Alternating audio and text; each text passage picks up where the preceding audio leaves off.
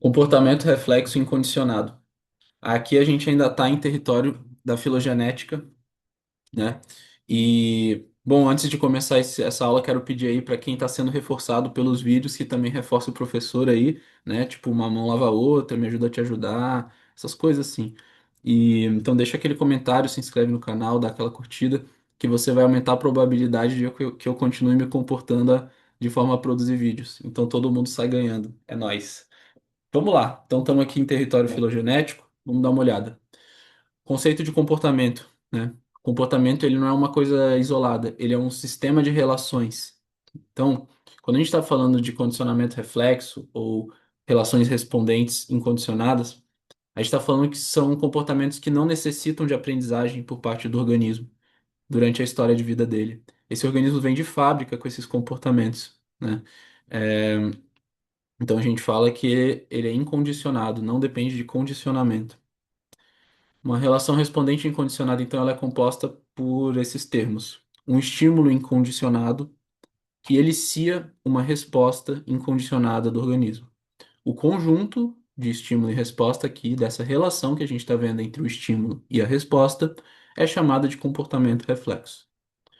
Alguns exemplos. Aquela plantinha dorme-dorme, não sei se você já passou por isso de encostar e aí ela fecha, né? Ela tem alguns receptores ali que são sensíveis ao a mecânica, né, a toque e tal, e isso ajudou ela a sobreviver a predadores herbívoros, etc.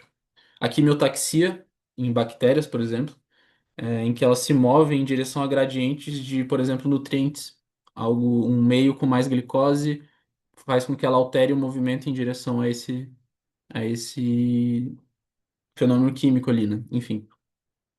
Agora, pensando em humanos ou outros animais, aí o reflexo patelar em humanos, ele ocorre quando o joelho é golpeado e aí ele resulta em uma resposta de contração, que é chamada de involuntária. Ou o reflexo pupilar, dependendo da intensidade de luz, existe um ajuste feito vamos dizer assim, alguns músculos ali involuntários do olho, da pupila e tal, e ele ajusta a entrada de luz nos olhos para quando você está mudando de um ambiente mais escuro para um ambiente mais claro e vice-versa. Então, quando a gente pensa aqui no reflexo mais básico, né, temos aqui no corpo células que são receptoras e neurônios sensoriais, que são responsáveis por transformar eventos ambientais em estímulo nervoso. Então, eles convertem, de uma certa maneira, isso em um impulso neuronal, elétrico, etc, né? E, por outro lado, nós temos os executores, né, as glândulas e os músculos, que eles vão produzir respostas que podem ser movimento ou secreção. Aqui eu coloquei um exemplo de resposta de um ser humano tocando numa chama ali, e aí existem nociceptores, que são receptores específicos para dor, e automaticamente esses receptores aí eles vão receber essa estimulação, né? Vão transformar, e um neurônio aferente, que está em vermelho, ele vai levar esse estímulo. Tá certo?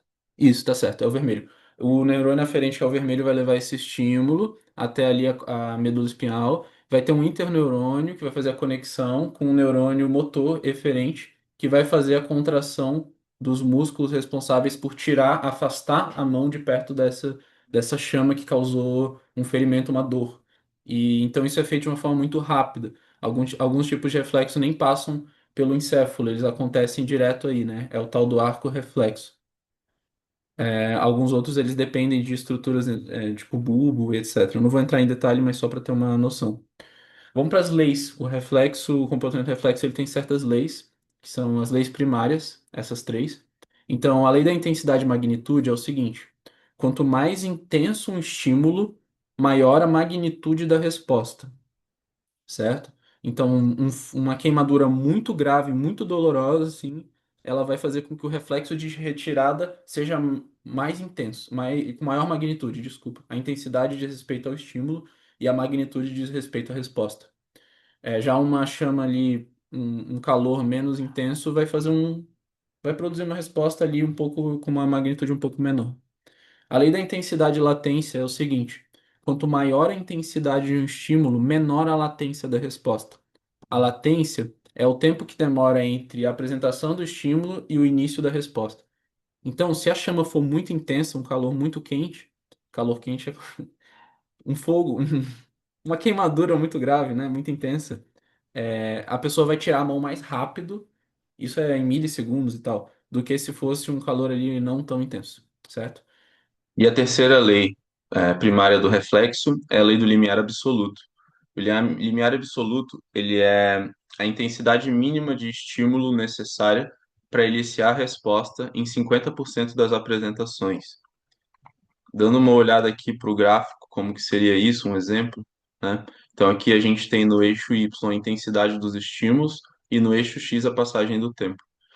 A primeira parábolazinha aqui é um estímulo que tem a intensidade batendo ali em 0,6 e você vê que ele não inicia uma resposta. Já o segundo estímulo, em verde escuro, ele vai bater ali em 1,2 de intensidade do estímulo e você vê que ele inicia a resposta. E aí essa linha tracejada, que está aqui passando no 1, é o limiar absoluto, ou seja, os estímulos que não chegarem a bater 1 de intensidade não vão iniciar a resposta, os que baterem um vão iniciar a resposta em até 50% das vezes, e os que baterem mais de um provavelmente vão iniciar a resposta em 100% ou algo muito próximo de 100% das vezes. Afinal, a gente está falando de uma relação respondente também. Também temos duas leis secundárias do comportamento reflexo. É a somação temporal e a fadiga ou habituação. A somação temporal é o seguinte: quando existem apresentações sucessivas, tipo pulsos, de um estímulo, mesmo que ele tenha a intensidade igual, por exemplo, nesse aqui só tem uma ilustração, né?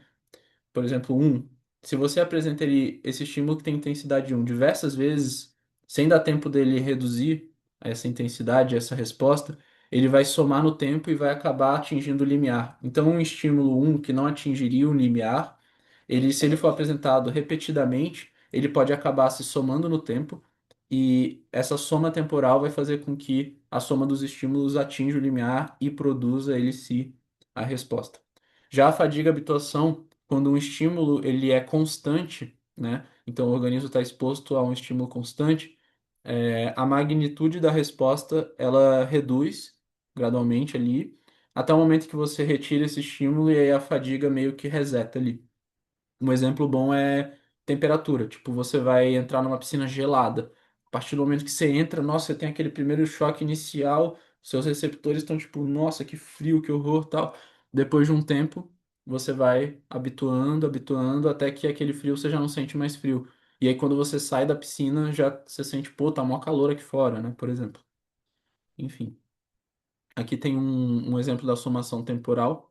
Então, um estímulo que não elicia, ele está abaixo do limiar, que é essa linha tracejada amarela.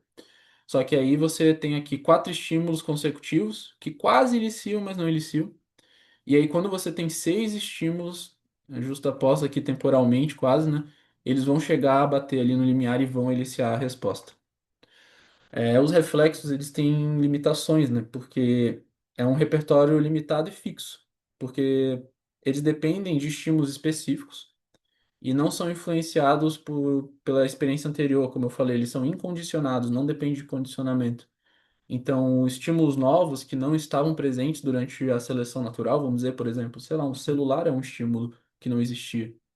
Eles não poderiam ali, o comportamento não seria modificado a partir disso. Então, na próxima aula, a gente vai começar a entrar no território ontogenético, que é o território que inicia a aprendizagem e a flexibilidade desses repertórios comportamentais. E vamos iniciar pelo condicionamento respondente, que ele está todo enraizado nesse comportamento reflexo. Beleza?